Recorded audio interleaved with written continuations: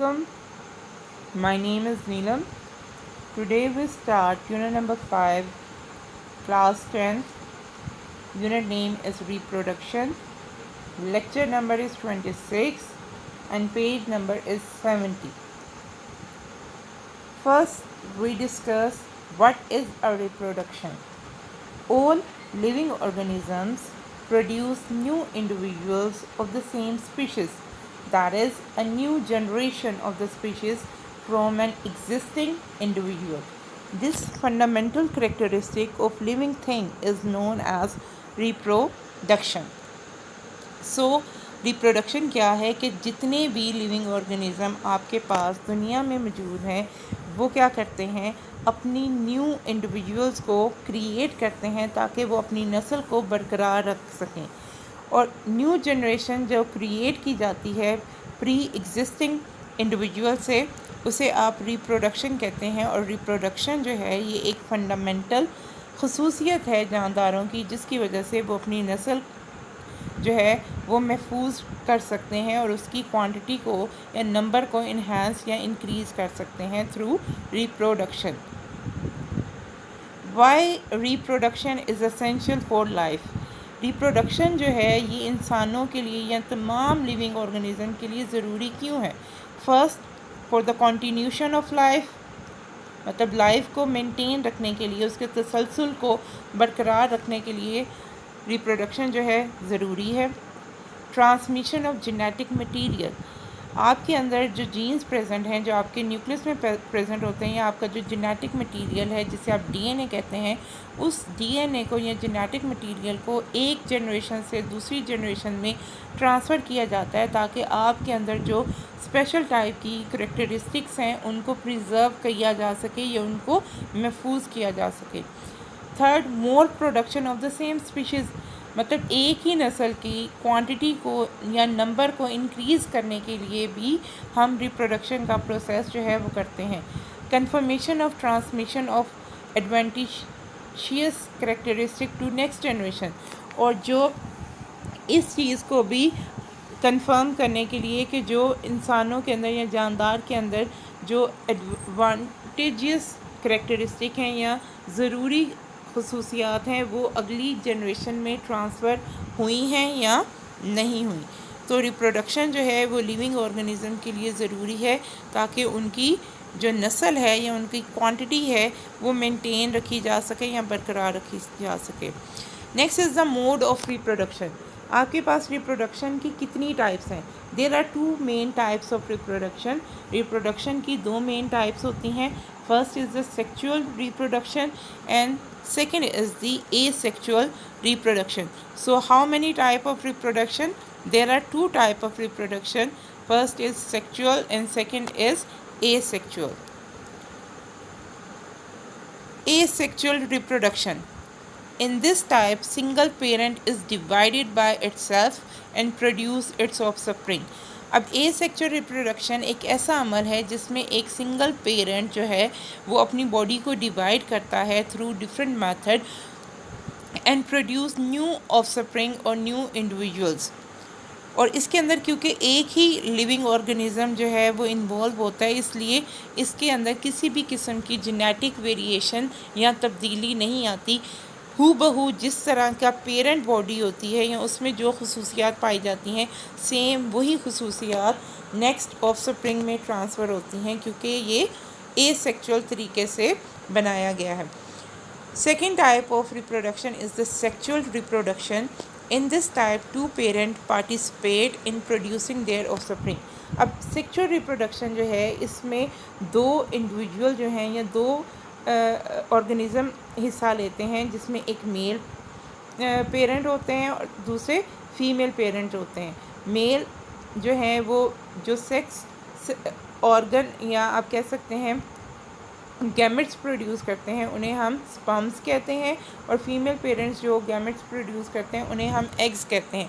अब sperms and egg combine होते हैं और उनमें फर्टिलाइजेशन का प्रोसेस होता है और उस नतीजे से जो न्यू जनरेशन क्रिएट की जाती है उनके अंदर जेनेटिक वेरिएशन पाई जाती हैं क्योंकि वो दो डिफरेंट पेरेंट्स से जो है वो प्रोड्यूस किए जाते हैं, इसलिए उनमें जेनेटिक वेरिएशन आती है और उनमें दोनों की खसूसियात पाई जाती हैं। जबकि एसेक्सुअल रिप्रोडक्शन जो है वो बिल्कुल कॉपी होते हैं अपने पेरेंट्स की, जो कि हूबहू अपने पेरेंट्स के जैसे होते हैं। Now we discuss the asexual reproduction. Type of reproduction in which a new organism is produced from one parent and the offspring is identical to the parent. It is mostly occur in plants, bacteria, protists and low invertebrates. तो ये किस में ज़्यादातर common है? आपके पास कुछ plants में पाया जाता है, बैक्टीरियाज के अंदर है, प्रोटिस्ट में है एंड लो इनवर्टिब्रेट्स के अंदर पाए जाते हैं। एसेक्सुअल रिप्रोडक्शन दोबारा देख लें, आपके पास एक ऑर्गेनिज्म है। अब ये क्या हो रहा है, इसने अपनी बॉडी को डिवाइड किया, वन पेरेंट से टू जो हैं वो डॉटर्स जो है आपके पास सेल्स बने और ये हूबहू जो हैं वो अपने पेरेंट के जैसे हैं। One parent offsprings are identical to the parent. अब एसेक्सुअल रिप्रोडक्शन की कैरेक्टरिस्टिक क्या थी कि ये सिर्फ सिंगल पेरेंट से प्रोड्यूस होते हैं और ये बिल्कुल आइडेंटिकल होते हैं अपने पेरेंट के। अब एसेक्सुअल रिप्रोडक्शन में हम स्टार्ट करेंगे एनिमल्स के अंदर जो है वो एसेक्सुअल रिप्रोडक्शन जो है वो किस तरीके से या किन मेथड्स के थ्रू की जाती है। Types of asexual reproduction in animal, the most common methods are fission, that is binary fission, budding, regeneration, parthenogenesis and cloning or tissue culture. These are the types of asexual reproduction in animals. First is binary fission, second is budding, third is regeneration, fourth is parthenogenesis and fifth is cloning.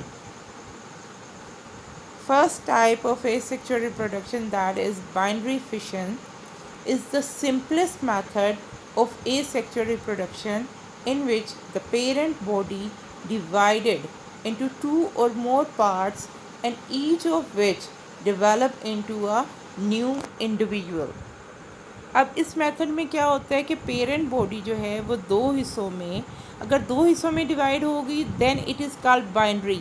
Binary mean two, fission mean divide होना। तो binary fission है तो इसका मतलब है कि parent body two parts में divide होगी और हर पार्ट जो है वो एक न्यू इंडिविजुअल को क्रिएट करेगा।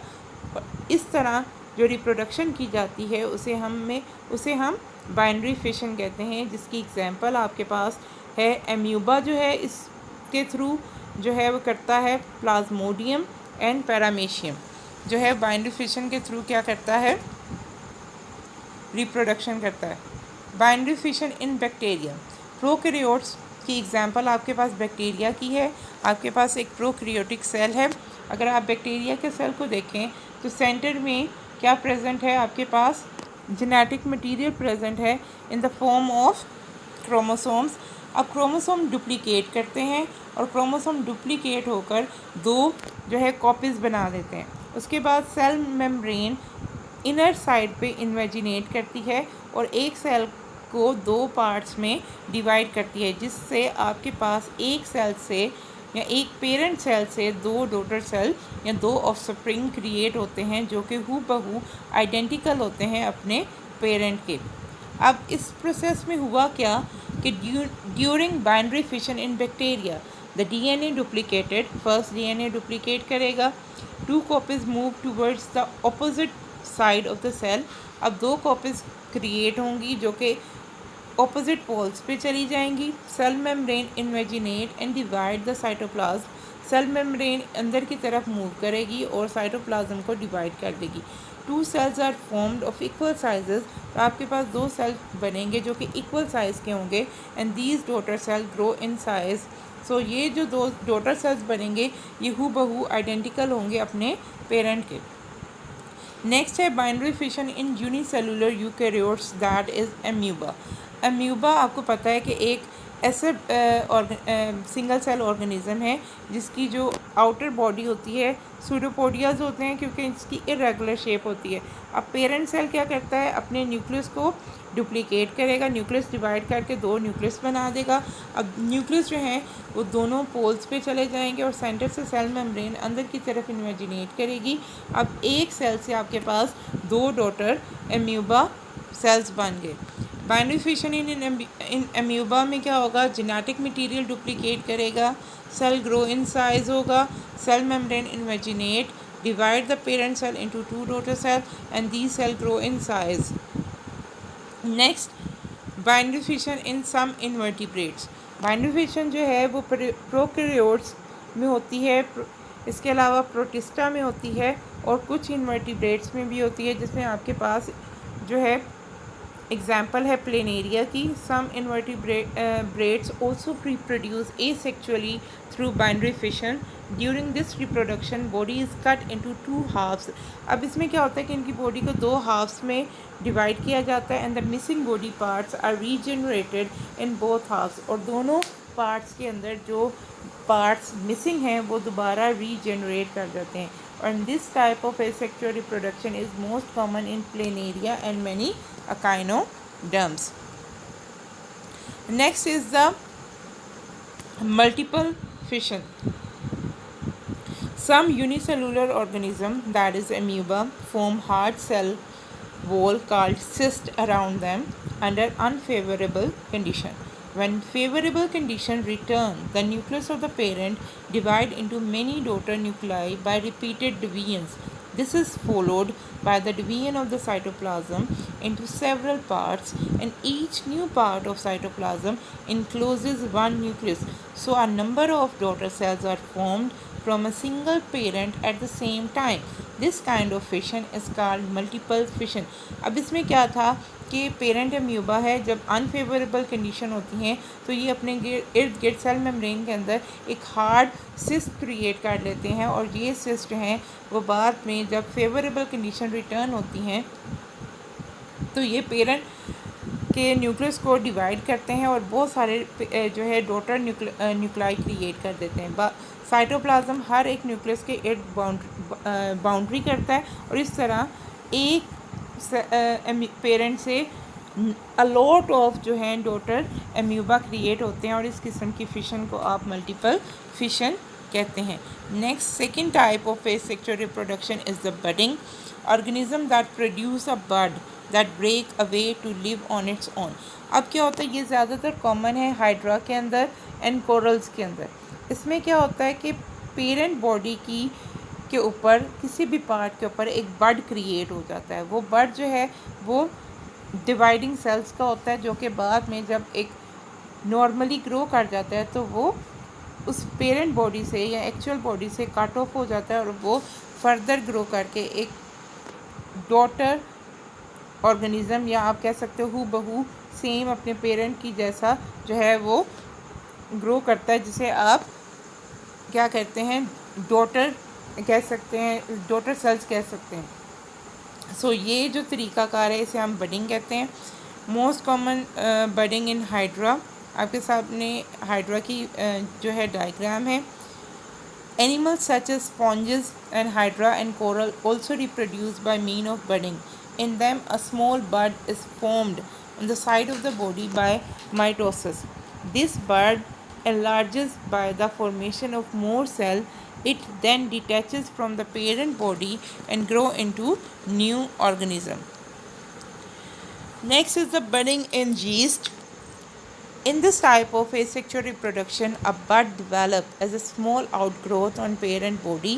In case of yeast, a unicellular fungus, a small bud is formed on one side of the cell. The nucleus of one cell divides and one of the daughter nuclei is passed into the bud. Parent cell may form more than one bud at a time. Each bud enlarges and develops the characteristic of parent organism. The bud may separate from parent body.